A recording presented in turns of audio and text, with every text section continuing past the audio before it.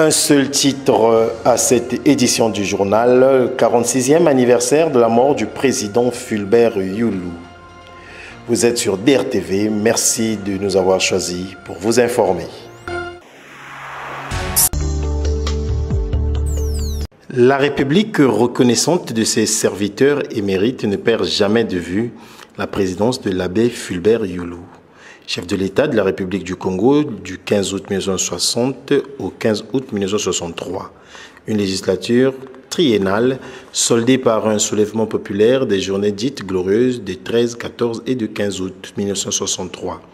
Une période vacillante qui marque l'histoire sociopolitique du Congo à l'aube de son soleil d'indépendance avec un président de la République pris en étau par un système colonial et la nouvelle donne de la gestion du pouvoir par les cadres congolais. Cadres qui voulurent à l'époque mettre les charrues avant les bœufs, ayant horreur d'une transition coloniale à la française en vue de prendre en main leur destin. Pour la gouverne des nouvelles générations de citoyens et cadres, l'histoire événementielle reconnaîtra le président Fulbert Youlou, président fondateur de l'Union pour la défense des intérêts africains, UDDIA, parti adverse du MSA et du PPCI, premier maire de la ville de Brazzaville, prélat de l'Église et stratège homme politique, président de la République du Congo de 1960 à 1963. En arrivant à l'Épauleville, j'avais voulu ne plus faire de la politique. Mais je viens d'être condamné à mort, sans raison et sans motif. Alors, je vais prouver à mes adversaires que je ne suis pas mort et que je ne mourrai pas, que je ferai de la politique et que je vais gagner, je vaincrai. Suite à un exil forcé à Madrid en Espagne, le président Fulbert Youlou s'est éteint le 5 mai 1972. Une mort qui motiva le directoire du Conseil d'État de la République populaire du Congo, dirigé par le président Marin Ngouabi, de prendre la décision républicaine de rapatrier au Congo la dépouille mortelle du président Youlou qui repose dans son domaine privé de Madibou, au sud-est de Brazzaville. Je combats le communisme et je le combattrai tant que je vivrai jusqu'au bout.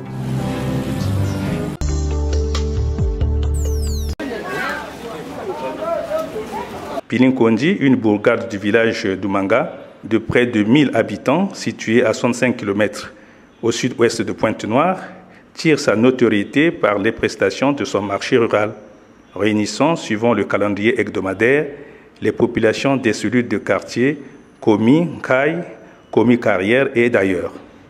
3 jours de marché sans retenue pour la grande foire d'émulation des produits vivriers, viande, poissons et autres condiments alimentaires.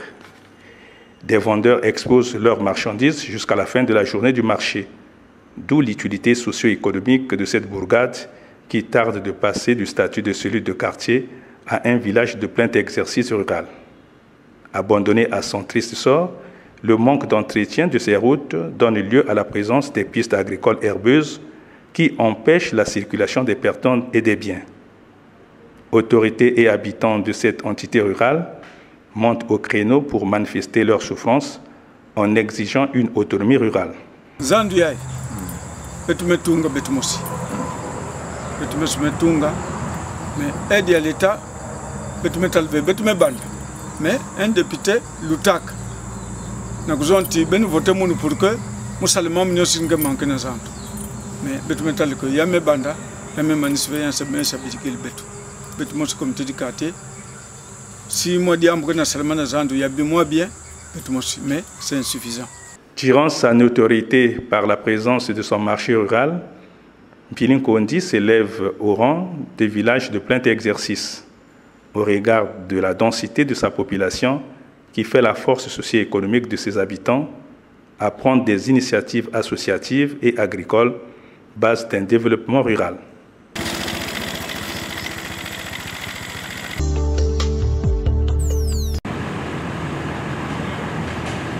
Attendue de tous les vœux, la deuxième session du comité d'administration de l'hôpital général de Lwanzili s'est tenue le 3 mai 2018 dans la salle de conférence du CFCO. Elle est la bienvenue pour baliser une nouvelle feuille de route qui doit se débarrasser définitivement des maux gangrénant cette structure hospitalière vieille de 14 ans. À l'actif de ces maux, La signature de l'indice 300 exigée par l'intersyndicale après avis de la base du personnel. La régularité des salaires, les avancements et reconstitution des carrières des agents contractuels avant la phase de retraite. Autant de dossiers brûlants qui ont dû retenir l'attention du directeur du comité et des experts délégués par le ministère de la Santé et de la Population. Préoccupations d'urgence ressortant du communiqué final de la synthèse de ces travaux. 4 documents ont été adoptés avec amendement. Il s'agit du rapport d'activité au 31 octobre 2017, du plan de travail annuel budgétisé exercice 2018, du projet de budget exercice 2018, du plan annuel de passation des marchés exercice 2018. Un document a été adopté sans amendement, le procès verbal du comité de direction du 7 août 2015. Le comité a pris acte de l'état des lieux financiers. 5 délibérations ont été prises. Délibération numéro 1, portant des audits organisationnels et fonctionnels, financiers et comptables à l'hôpital général de Luandili. Délibération numéro 2, portant adoption avec amendement du plan de travail annuel budgétisé exercice 2018 de l'hôpital général de Luandili. Délibération numéro 3, portant relèvement de la valeur du point d'indice à 300 en faveur des agents décisionnaires de l'hôpital général de Luandili. Délibération numéro 4, portant avenant à la convention collective du 28 novembre 2008 applicable au personnel décisionnaire de l'hôpital général de Luandili. Délibération numéro 5, portant tenue des commissions d'avancement paritaire des agents décisionnaires et des fonctionnaires de l'hôpital général de Luandili. À la lumière de ces travaux, s'augure une nouvelle approche de solution dans la gestion de l'hôpital de Luandili, capable de relever les défis de son fonctionnement, le retour d'une confiance renouvelée entre la direction générale et l'ensemble du personnel. Sachant que l'unité fait la force et les conflits récurrents, la désharmonie, l'échec dans l'attente des résultats efficients, des prestations que les populations de Pointe-Noire souhaitent obtenir de cet hôpital.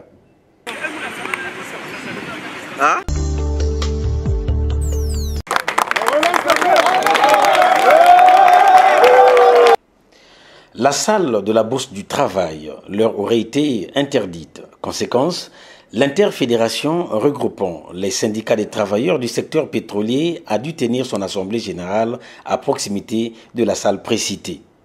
Il en résulte évidemment de ces assises qu'il a été décidé de reconduire le mouvement de grève dès le jeudi 3 mai 2018. Ce, après l'avoir suspendu en 2014 et 2017 à l'issue des pourparlers entre le gouvernement de la République et l'interfédération. L'Assemblée générale justifie toutefois cette mesure par la lenteur observée dans les négociations avec l'État, mais aussi dans le non-respect des 7 points relatifs à leurs revendications, lesquels tournent entre autres sur les licenciements abusifs de certains agents survenus à la suite de la baisse du prix du baril de pétrole, le statut de nombreux travailleurs étrangers opérant dans le secteur pétrolier congolais et bien d'autres problèmes.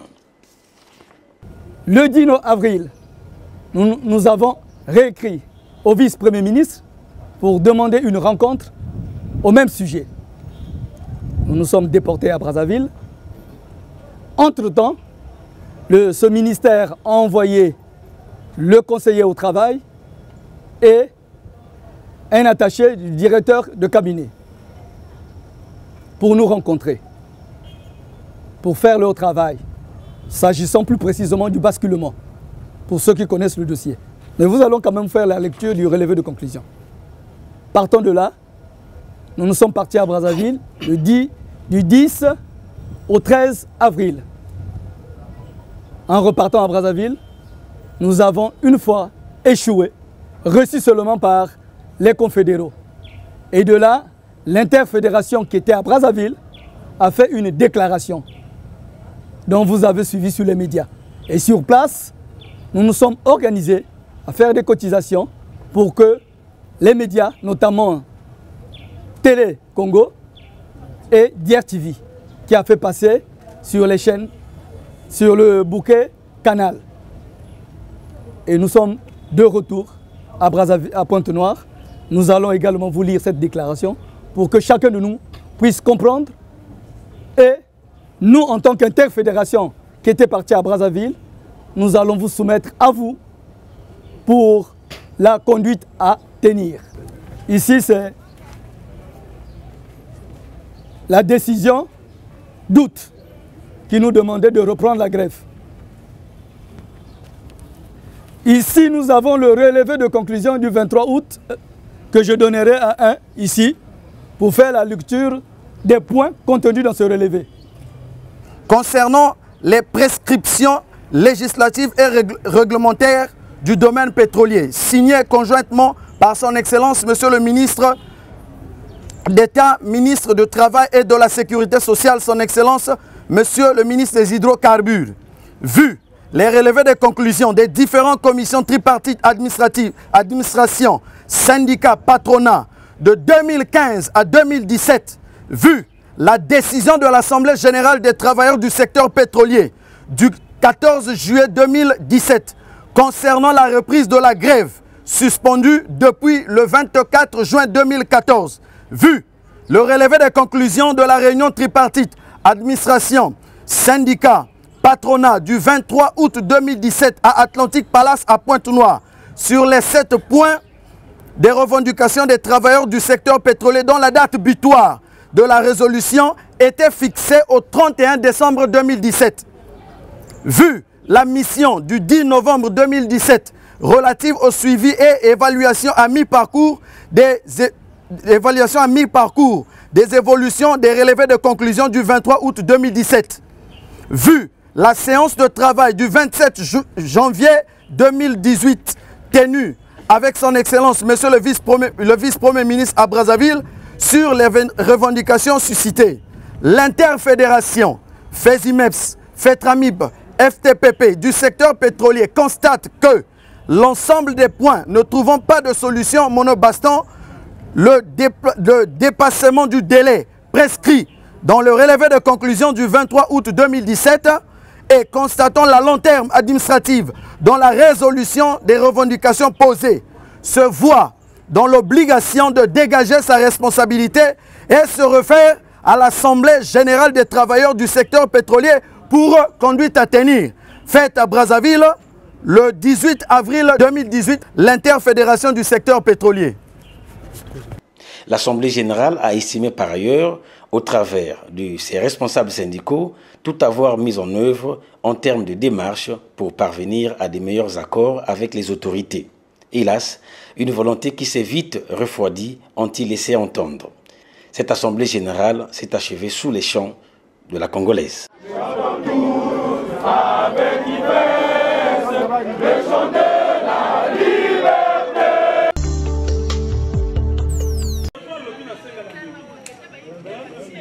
Très tôt, à 3 h du matin, vendredi 4 mai 2018, un feu dévastateur a consumé articles, machines et autres accessoires de cet atelier de haute couture de gamme. Cet atelier beaucoup sollicité est situé derrière la Bourse du Travail. Juste après la pluie qui s'est abattue la nuit du jeudi à vendredi, la flamme commençait à se dégager de ce cadre de l'artisanat. D'après l'information glanée sur les lieux, la même nuit jusqu'au matin, cette zone était délestée conformément au calendrier de fourniture d'électricité de la SNE. Du coup, l'hypothèse du courant électrique peut être écartée. Mais que s'est-il alors passé? Arsène Nitou, fils à la propriétaire, répond. Je vis juste à côté. Il y a des gardiens qui sont autour, qui ont remarqué qu'il y avait vraiment de la fumée qui sortait à 3 h 30. Le temps d'appeler les gens, ils sont venus me relever et moi je suis venu sur le lieu. On a essayé de constater ce qui se passait. On a essayé de défoncer certains ponts qui sont ici. Vous allez remarquer même les vitres ici sont cassées parce qu'on avait cassé pour faire aérer un peu la salle. Et ensuite, on a pris le temps d'appeler les sapeurs-pompiers et tout ce monde-là qui se sont présentés ici pour venir éteindre le feu. Ils sont venus juste dans les horaires de 4 h 30, comme ça, 5 h.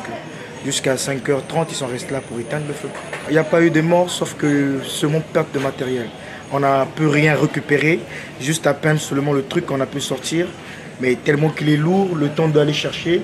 Et déjà, il y avait les tôles qui tombaient déjà, donc du coup, on n'a pas pu récupérer rien. Je me pose des questions parce que déjà, il n'y avait pas le courant, l'électricité. Imaginez qu'il y avait la pluie. Après la pluie, il n'y ait pas d'électricité, mais comment se fait-il qu'il y ait l'incendie? C'est ce qu'on se pose des questions, mille et une questions. Cette perte aussi grande en matériel amène avec elle les postes de travail des talentueux couturiers qui exerçaient dans cet atelier de couture.